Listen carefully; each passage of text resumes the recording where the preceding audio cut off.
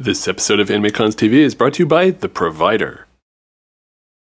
Welcome to Season 4 of AnimeCons TV. On this episode, I sit down and talk with anime blogger Geoff Tebbetts of AnimeCons. Patrick talks about AnimeCons.com website and why no news is good news. And we present our annual list of the top 10 largest anime conventions of the past year. That's all coming up on this episode of AnimeCons TV.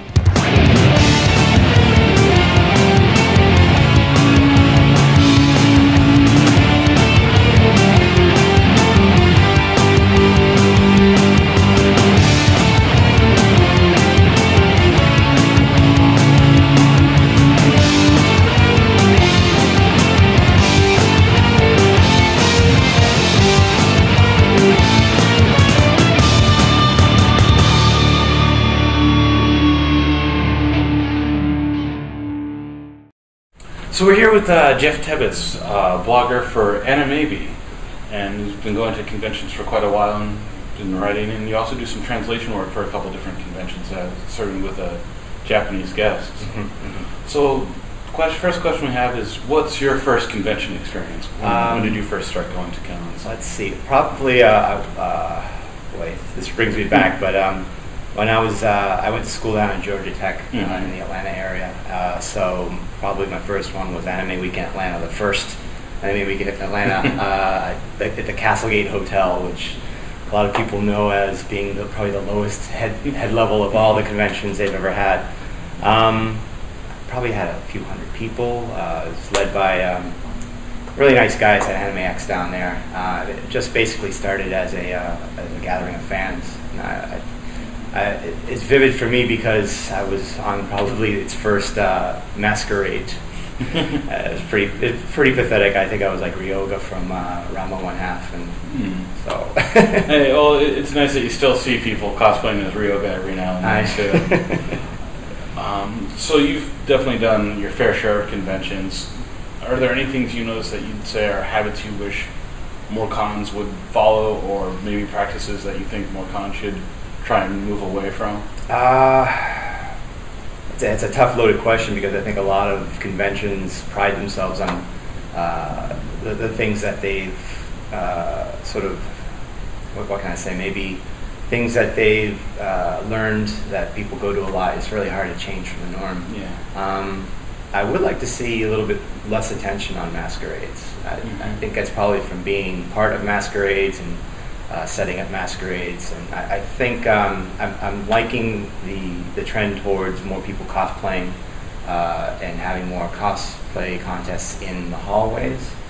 It's sort of a vibe that I get. I mean, I've been to Comic-Con before in Japan, and there's definitely no cosplay contests there. It's more of a you pay to cosplay style of gathering. So I'd like to see a little bit of that. So as a blogger and writing about current anime stuff, what are certain events that attract you to a convention, such as things you look for that you really wanted to see or do?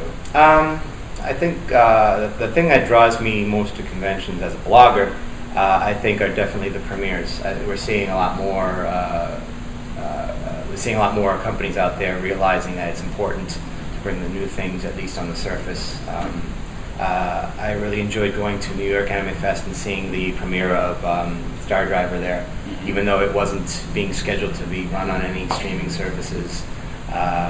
Seeing all of the opening movies that have come here, I really enjoy how conventions are starting to sort of become a little bit more like a I don't want to say exactly like a Cannes festival or something like that, but sort of a demonstration for people to show their things from Japan when they've come out. And we mentioned that you do a lot of work with Japanese guests, so you're bilingual, pretty close to bilingual, and and just, is it an interesting experience at a convention where you know both languages that are going on?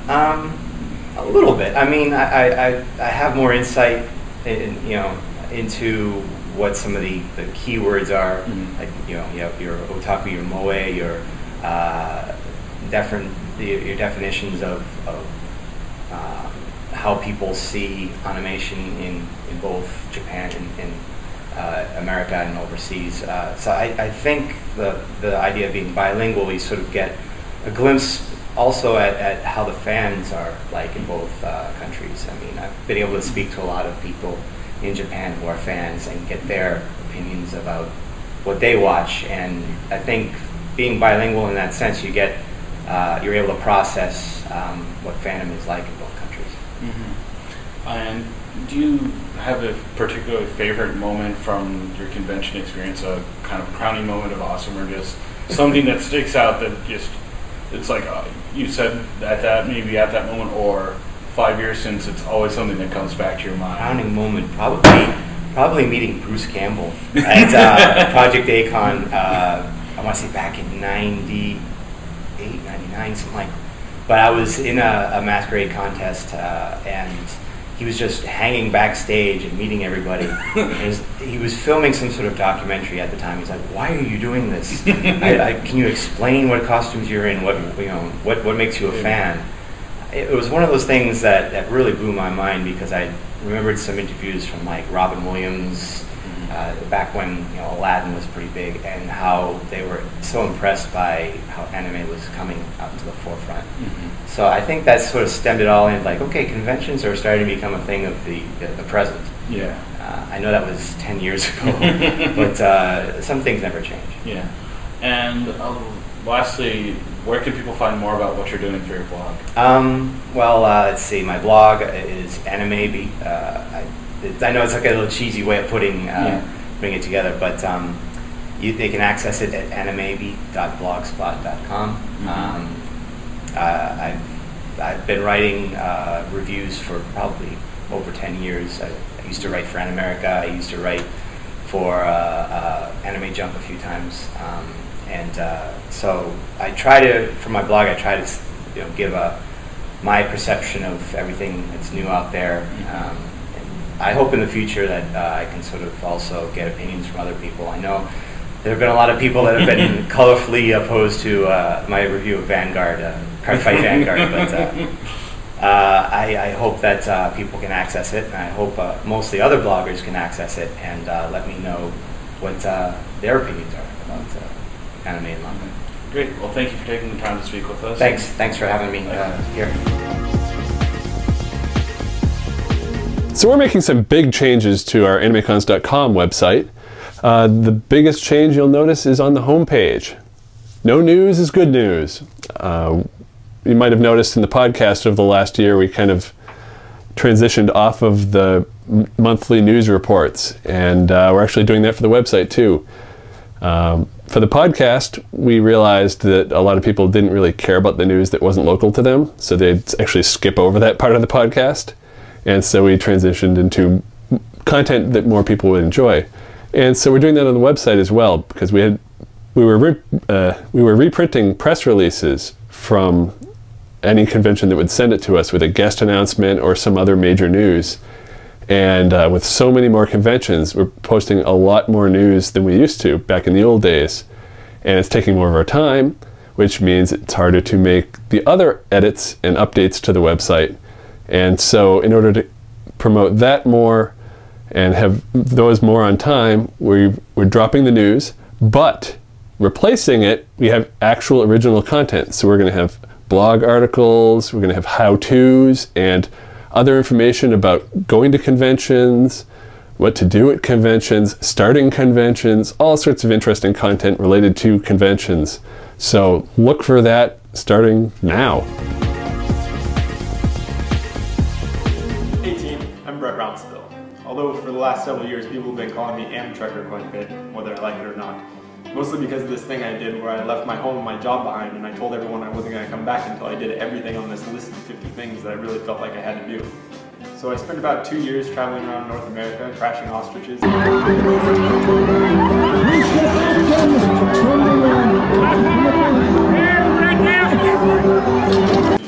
Donald Trump he was fired. Well, thank you, sir, and you're fired. Oh, thank you very much, Brett. And eventually I did do everything I set out to do on my list. I've been back home for a couple of years now, but I have this dirty little secret that I mentioned a few times during my travels, but I didn't really make a big deal out of it back then. Some of the items on that 50 list weren't on the original 50 list that inspired the AmTrekker adventure in the first place.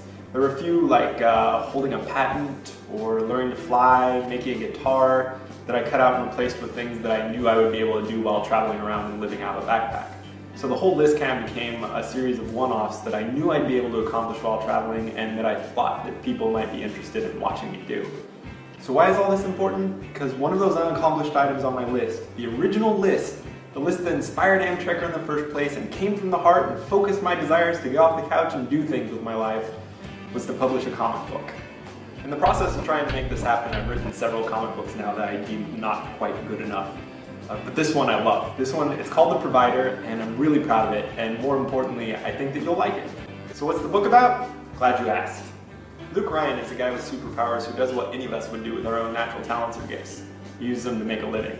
Instead of going the superhero or supervillain route, Luke sells insurance policies based on his own abilities. For a hefty fee, premium policyholders with Luke Ryan Insurance Services are given a fancy high-tech watch that they can use to signal Luke if they're ever in any immediate danger, and he can swoop in and save the day.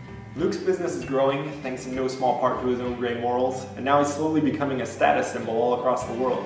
So he's trying to balance his new 24-hour job with being a single dad. And, unfortunately, issue 1 starts with a court scene that starts unraveling his entire world. I already have a killer artist working on this with me. His name is Bruno Oliveira, or Oliveira.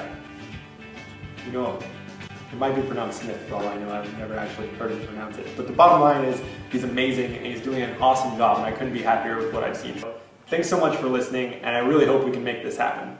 If you have any questions for me, you can always hit me up at brett@amtrekker.com. You guys ready? All right, let's do this. Well, like any beginning of every year, we always have the top 10 largest anime cons of the previous year. So we have the 10 largest anime cons of 2011. Yeah, Patrick? I've been putting together this list since 2004-ish, and so it's interesting to see how it changes every year. There's kind of like a morphing that goes on. But one constant among almost all the years is number 1, and that's Anime Expo. Yep. It's the largest. Everybody knows it. No surprise. What was surprising is they actually gave out their unique attendees this year, which they didn't do last year. Oh, we're not going to extrapolate what could possibly be their number? Yeah, that's amazing. There's no guessing. Now, eventually they did come out and say they had 46,000 unique people last year. This year they came out and said, oh, record attendance, 47,000 unique people, and they also said 125,000 turnstile. Now, if you're not familiar with their attendance counting methods, turnstile means they count everybody 1 time per day. So it's a 4-day convention. Somebody that goes all 4 days is counted 4 times. Somebody that goes 1 day is only counted once. But the unique attendees, that's essentially how many badges they handed out. Yeah. How many? Some conventions do how many people paid. How many badges.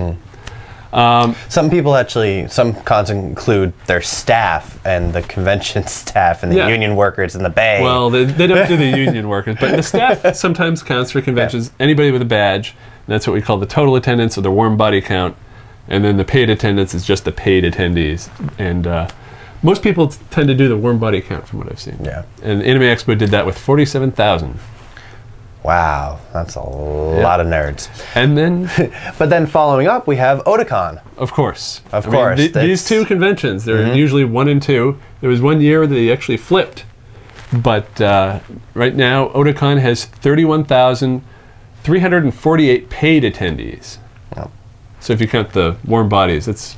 And considering from last year, has increased by about 2,000 people. Yeah, yeah. So. And then we go on to Anime Central. Now this convention is very interesting. Of all the conventions we're going to talk about here, they had the largest attendance increase. They went up from 19,511 to 23,183. That's an increase of over 3,000 people. And that's huge. Yeah. Even for a large convention, that's huge. And there are a lot of conventions out there that would love to have just that 3,000 people. Yeah. But then, railing up, we go up to our 4th place. We have Anime North off in Canuckland, Canada. Crossing the border to Toronto.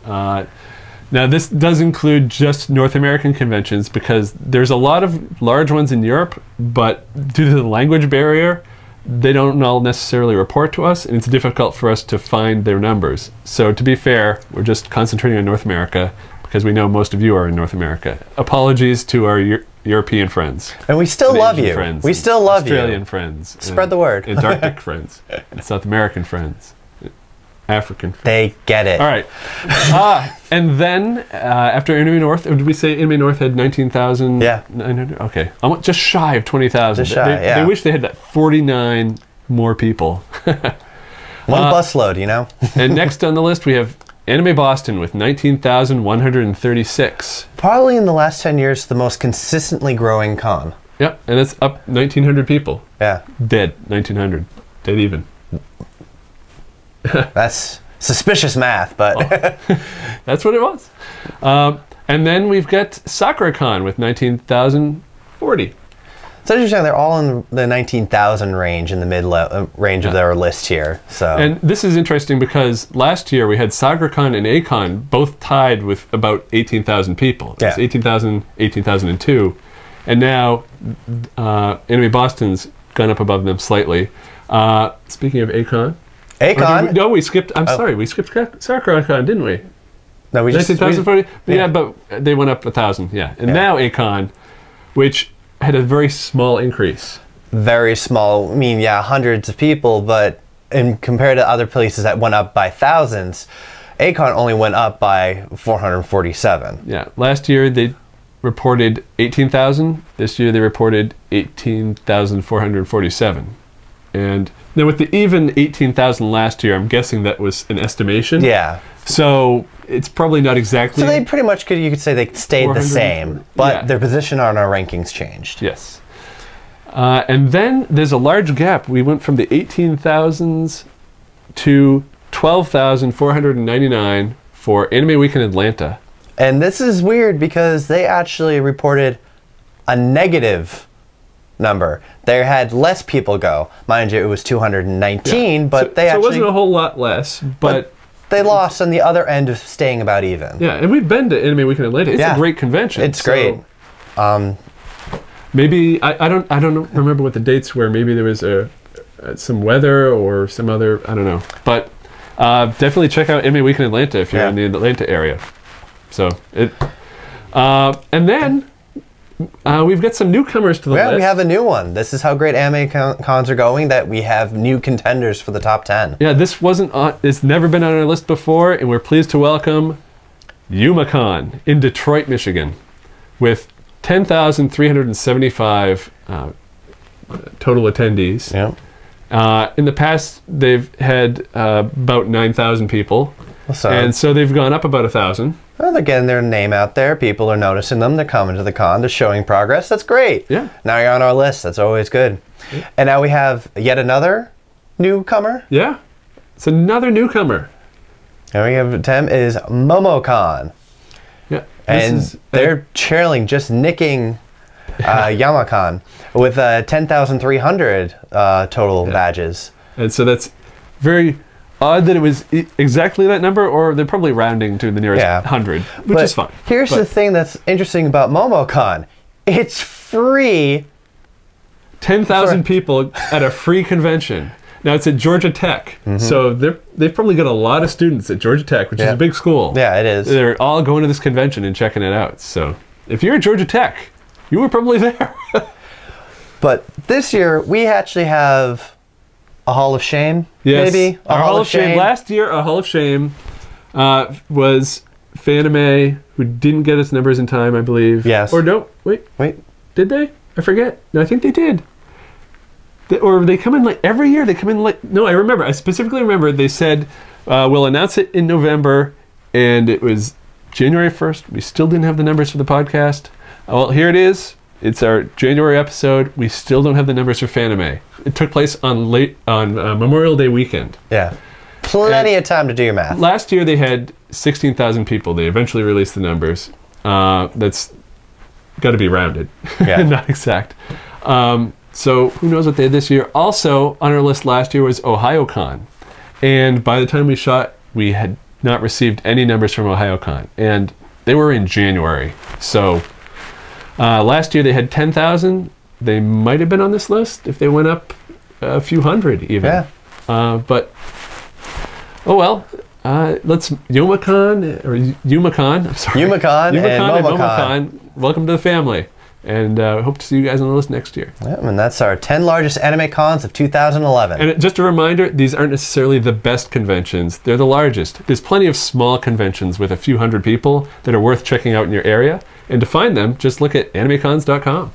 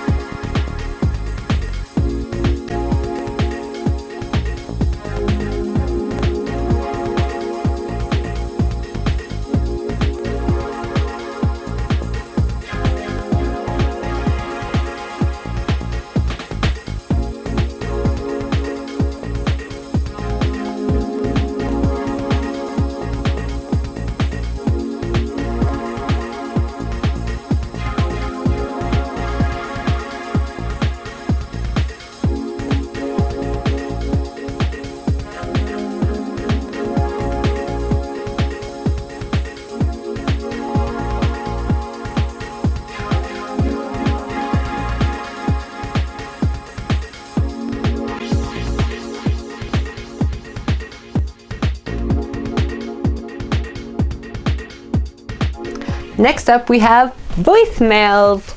Let's see what the first voicemail is for this month. My name is Roxy, and I'm a huge fan of AnimeCons TV, and I especially love the advice and tips. Please keep them coming. If you guys are ever in Anime Boston or Port Maine and I see you, I might say hi. Stay epic. Bye.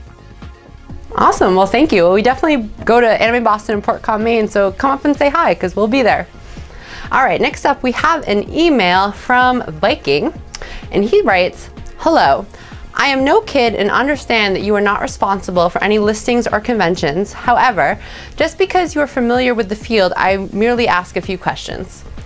I was looking for anime cosplay related events in Phoenix, Arizona metro area. The biggest of them all is certainly Matsuri Festival, which usually happens in February.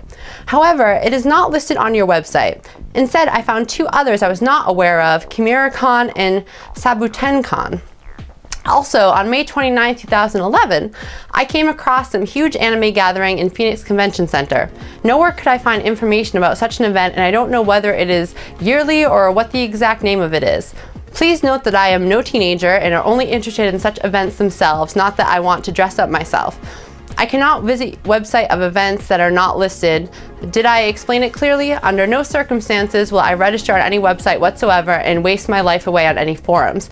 Can you tell me why Matsuri or this sort of convention gathering in Arizona is not listed, and whether I need to use proper search words when I find what I need? Also, how do I decipher what ChimeraCon, Sabutencon, and other such terms mean? Google does not seem to help."